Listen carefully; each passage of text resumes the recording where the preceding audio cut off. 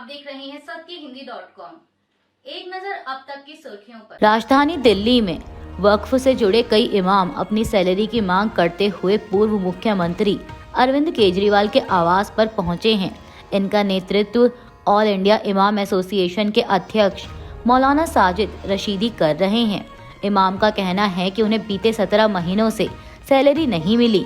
मौलाना रशीदी ने कहा कि हम यहां बीते 17 महीने से रोके गए वेतन को जारी करने की मांग लेकर आए हैं। इसकी वजह से करीब 250 इमाम परेशानी झेल रहे हैं। उनका कहना है कि इमाम की सैलरी महज 18,000 रुपए है, लेकिन 17 महीनों से इसका भुगतान नहीं किया गया। समाजवादी पार्टी प्रमुख अखिलेश यादव ने राज्य सरकार से कुंभ की तैयारियों को लेकर सवाल किए हैं। उन्होंने अपने एक्स अकाउंट पर आरोप लगाया कि 22 में से यातायात लायक केवल 9 पांटून ब्रिज बन पाए हैं, यानी करीब 40% ही काम हो पाया है।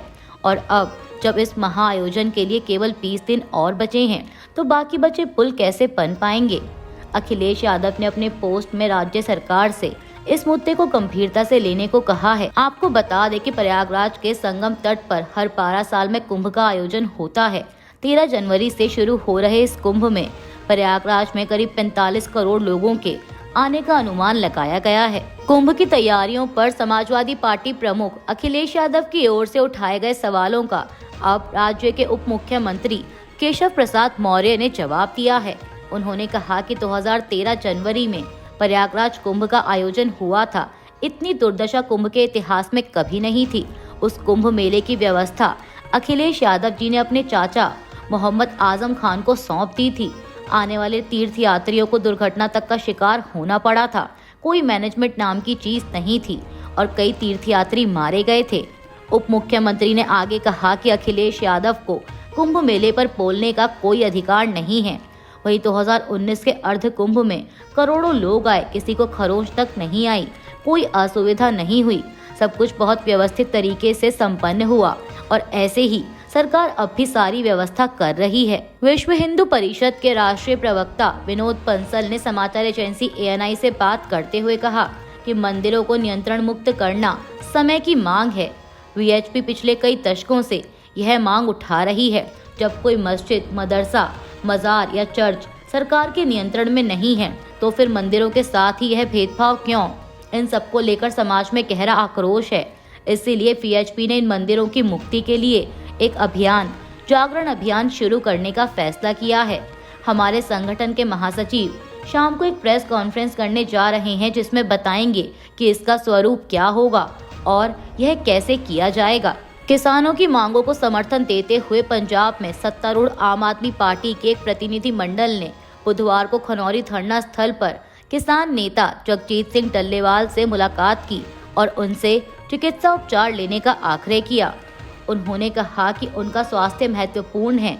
आपको बता दें कि डल्लेवाल का आमरण अनशन आज गुरुवार को 32वें दिन में प्रवेश कर गया है। PTI के एक रिपोर्ट के मुताबिक प्रतिनिधि मंडल में पंजाब के मंत्री और आम आदमी पार्टी के राज्य इकाई के अध्यक्ष अमन अरोड़ा, मंत्री गुरमीत सिंह खुदिया, बलबीर सिंह, वरिंदर कुमार गोयल, हरदीप सिंह मुंडिया, लालजीत सिंह भुल्लर और पार्टी की राज्य इकाई के कार्यकारी अध्यक्ष अमनशेर सिंह शेरी कलसे सहित अन्य शामिल थे। अभिनेता अल्लू अर्जुन की गिरफ्तारी के बाद तेलंगाना की सत्तारूढ़ सरकार और फिल्म उद्योग के बीच कथित तनावपूर्ण संबंधों को दूर करने के लिए राज्य सरकार और तेलुगु फिल्म उद्योग के प्रतिनिधियों के बीच आज गुरुवार को एक महत्वपूर्ण बैठक होने की उम्मीद है।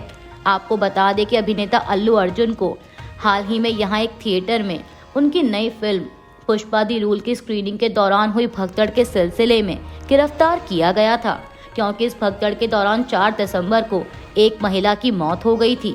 अब इस बीच तेलंगाना राज्य फिल्म विकास निगम के अध्यक्ष और प्रमुख निर्माता दिल राजू ने बुधवार को कहा कि फिल्म हस्तियों का एक प्रतिनिधि मंडल गुरुवार को राज्य के मुख्यमंत्री रेवंत रेड्डी से मुलाकात करेगा, ताकि सरकार और उद्योग के बीच स्वस्थ संबंधों को बढ़ावा दिया जा सके।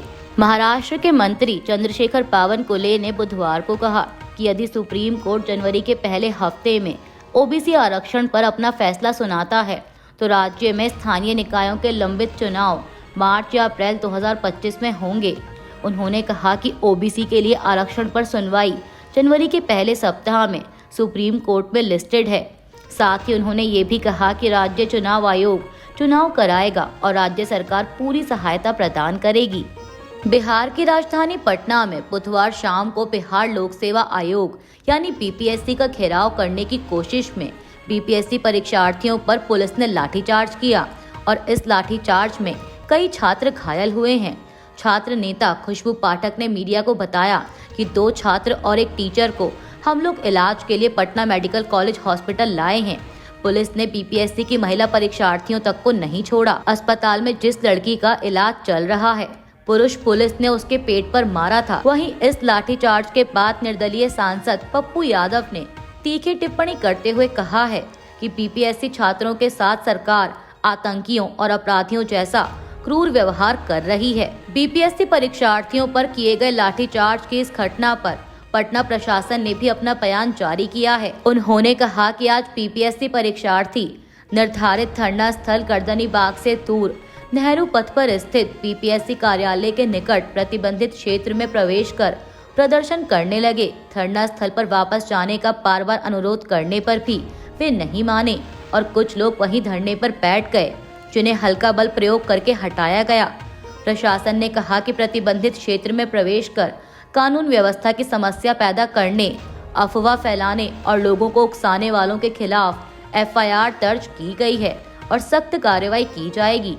आपको बता दें कि बीते 18 दिसंबर से बीपीएससी की 70वीं संयुक्त प्रारंभिक परीक्षा रद्द करने की मांग को लेकर बीपीएससी के परीक्षार्थी पटना के गर्दनी बाग में धरने पर बैठे हैं। ओडिशा के मुख्यमंत्री मोहन चरण मांझी ने बुधवार को घोषणा की कि उनकी सरकार शहरी सहकारी बैंक भुवनेश्वर के 2015 में बंद होने के बाद अपनी बचत खोने वाले लोगों को पैसा लौटाएगी। पीटीआई की एक रिपोर्ट के मुताबिक उन्होंने कहा कि उनकी सरकार ने सहकारी बैंकिंग प्रणाली में लोगों का विश्वास फिर से स्थापित करने के लिए जमाकर्ताओं का पैसा लौटाने का फैसला किया है।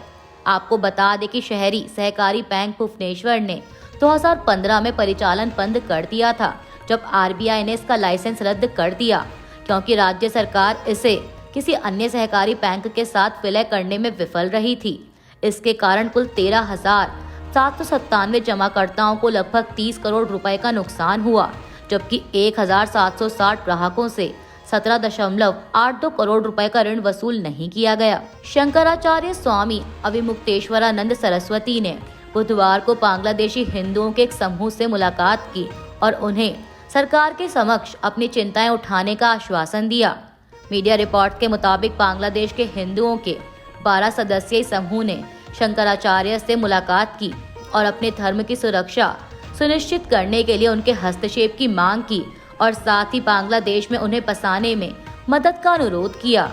आपको बता दें कि इस साल की शुरुआत में बड़े पैमाने पर विरोध प्रदर्शनों के बाद सरकार बदलने के बाद से बांग्लादेश में अल्पसंख्यक हिंदुओं के खिलाफ बड़े पैमाने पर हिंसा देखी गई है। दिल्ली दंगों के अभियुक्त शाहरुख पठान को सीलमपुर सीट से असदुद्दीन ओवैसी की पार्टी एआईएमआईएम से उम्मीदवार बनाने की चर्चा पर पार्टी के दिल्ली अध्यक्ष डॉक्टर शोएब जामई ने प्रतिक्रिया दी है। उन्होंने कहा कि हमारे स्थानीय संगठन ने हमें विचार करने को कहा है कि क्या हम शाहरुख पठान को उम्मीदवार बना सकते हैं। हालांकि अभी तक हमने अपनी आंतरिक चर्चा में उस बात को नहीं लाया है। उन्होंने कहा कि आलाकमान इस पर विचार करेगा और हम देखेंगे कि उनका परिवार क्या कहता है और सीलमपुर की जनता का क्या मूड है। इसके साथ ही शोएब जामई का कहना है कि शाहरुख पठान अभियुक्त हैं और उन्हें बेल मिलनी चाहिए। शोएब ने जामिया मिलिया इस्लामिया यूनिवर्सिटी में गोली चलाने वाले रामभक्त गोपाल का उदाहरण देते हुए कहा कि उन्हें बेल मिल सकती है तो शाहरुख पठान को क्यों नहीं, और वो चुनाव क्यों नहीं लड़ सकते हैं। उनका मानना है कि लोकतंत्र में हर किसी को मौका मिलना चाहिए और जनता ये तय करती है कि कौन नेता बन सकता है और कौन नहीं। क्रिसमस डे पर रूस के हमले के बाद यूक्रेन के राष्ट्रपति व्लादिमीर जेलेंस्की ने प्रतिक्रिया देते हुए कहा कि रूस के हर बड़े हमले की तैयारी में वक्त लगता है। यह कभी भी बिना पूर्व योजना के नहीं होता। यह न केवल लक्ष्य का बल्कि तारीख और समय का भी सचेत चुनाव है। जेलेंस्की ने कहा कि पुतिन ने जानबूझकर हमले के लिए क्रिसमस को चुना। इससे अधिक अमानवीय क्या हो सकता है। बैलिस्टिक समेत 70 से अधिक मिसाइलों और 100 से अधिक ड्रोन से हमले, उनका निशाना हमारे ऊर्जा संयंत्र हैं। वे यूक्रेन में अंधेरा फैलाने के लिए लड़ाई कर रहे हैं।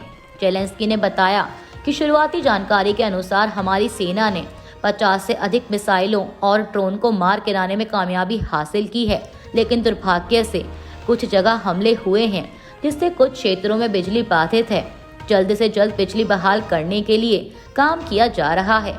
जो मोर्चों पर तैनात हैं, जो हमारी रक्षा कर रहे हैं, जो भी अभी देश के लिए काम कर रहे हैं, उन सभी का शुक्रिया। रूस की आक्रामकता ना ही यूक्रेन के मनोबल को तोड़ पाएगी और ना ही हमारा क्रिसमस खराब कर पाएगी। अभी के लिए बस इतना ही। बाकी की खबरों के लिए जुड़े रहिए सत्य हिंदी.com के साथ।